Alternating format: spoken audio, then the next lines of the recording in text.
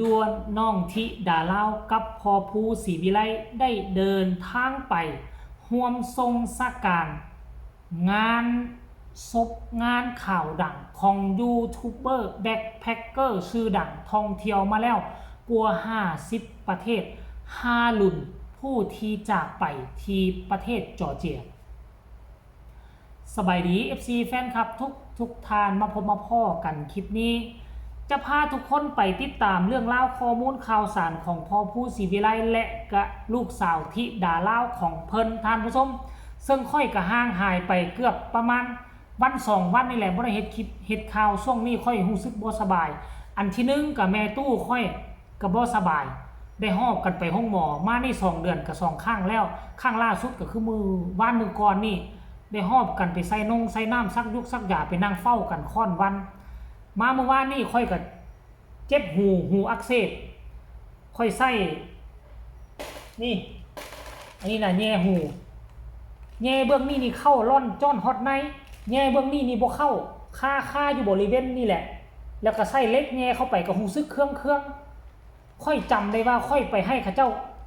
ขวดที่หูน่ะปีกายนี่หูซึกตั้งแต่นั้นมาแล้วมันเจ็บอยู่ตลอดน่ะ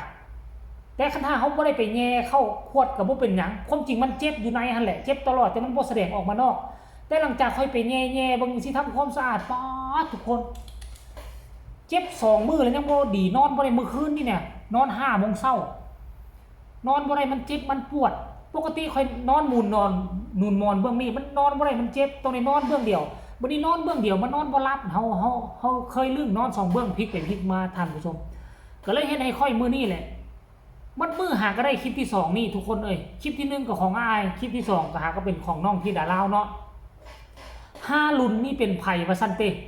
คนลาวคนไทยฮู้จักกันดีค่อยฮู้จัก5รุ่นตั้งแต่ตอนเราเริ่มออกท่องเที่ยวตอนเราท่องเที่ยวใหม่ๆนี่เราก็บ่ได้ไปไสเด้เราก็เรียบอยู่บริเวณเพื่อนบ้านเฮานี่แหละเที่ยวในไทยแล้วก็ข้ามมาลาวข้ามบริเวณอาเซียนเฮานี่แหละค่อยจื้อได้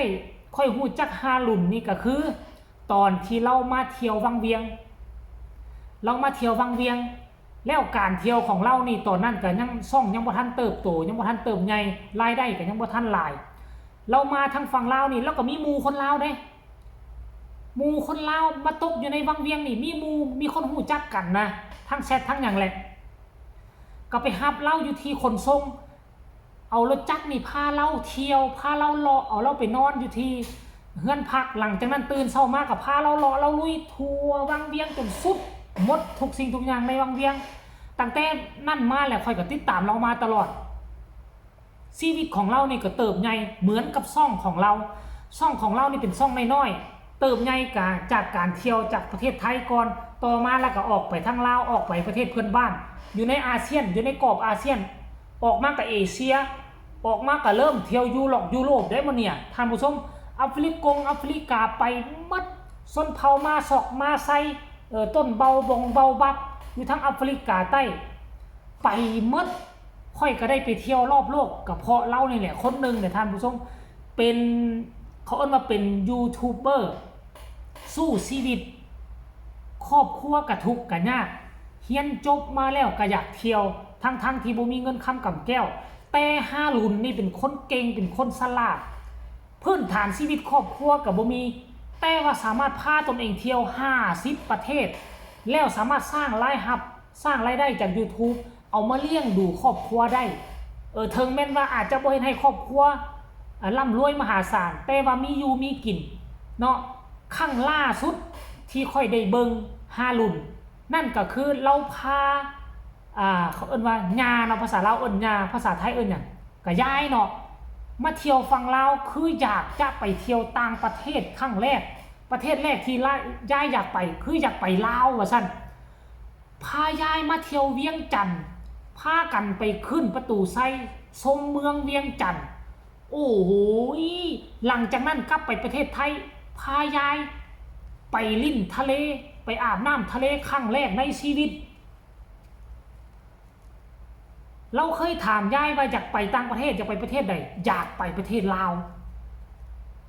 แม้ขนาดว่าประเพณีวัฒนธรรมอันเดียวกันเว้าภาษาอันเดียวกันนะ พวงกั้นแต่แม่น้ำโขงแต่ว่ายายเราก็มาบ่ได้ฟังประเทศลาวเพราะหยังเพราะขาดจนเงินค้ำจนกระทั่งฮารุนพอมื่นตาอ้าปากได้จึงสานฝันให้ยายสานฝันให้ย่าตนเองเมื่อฮารุนเป็นคนที่สู้ชีวิตตั้งแต่ได้ยินข่าวมือทำอิฐก็เห็นพอผู้ศรีวิไลออกมาโพสต์เคลื่อนไหวเกี่ยวกับฮารุนแล้วเศร้าใจเป็นอย่างคนสู้ชีวิตเป็นอย่างคนดีๆพยายามหาเงินเลี้ยงครอบครัวจึงมาจากไปไว้แท้พอผู้ก็ออกมาโพสต์ออกมาแชร์เรื่องราวของฮารุนแล้วก็บ่คิดบ่ฝันว่ามื้อนี้พอผู้จะพาลูกสาวธิดาลาว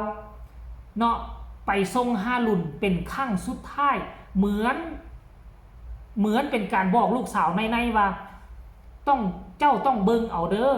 เจ้าต้องเฮียนเอาเด้ออันใดดีต้องศึกษาเฮียนเอากับการดำเนินชีวิตกับการสู้ชีวิตของอ้ายฮารุนเด้อลักษณะคืออยากบอกลูกสาวธิดาลาวแบบซี่แหละ